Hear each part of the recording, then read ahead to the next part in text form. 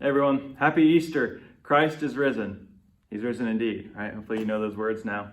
So we spent the last several weeks in the season of Lent, a time of self-reflection, a time of thinking about repentance and doubt and the cross.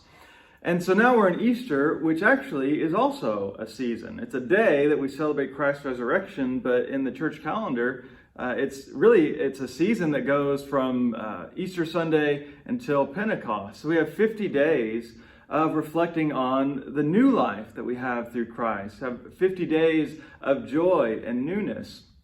Right? If we spend all this time focusing on these, I guess in a sense, negative things, we need to spend even more time focusing on the positive things as well, right? To get that balance. And so that's what we want to do over these next several days. This week we'll talk a lot just about the idea of the resurrection and what that means, and then we'll get into kind of more specific studies.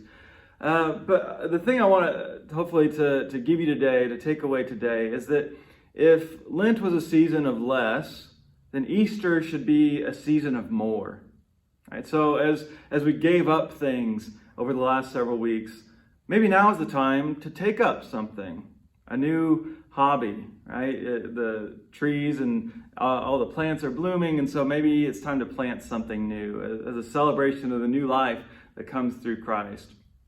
Maybe it's time to invest in a new relationship, right? Things are getting better with the pandemic. Many of us are starting to get our shots, and so maybe now is the season to reach out to that person that you've always wanted to be a little bit closer to and find some newness in that relationship there.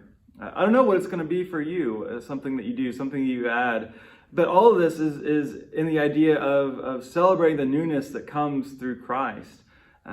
Christianity is about joy, fundamentally, right? No matter what we go through, right? We know that the resurrection doesn't just make everything go away, everything that was negative, all the pain and suffering. It just gives us a new light on it. And so that's what we want to do in this time is see how can we experience the abundant life that comes through Christ right here and right now. Right? The resurrection is something that in one sense we wait for. And yet it's also something we have access to today through Him, through the power of the Spirit. And so we want to do things, find practices that help us engage in that new life. And so I hope you're excited. I hope you're ready to join us in this journey. And so we'll continue in that this week. I hope you'll be a part of that with us.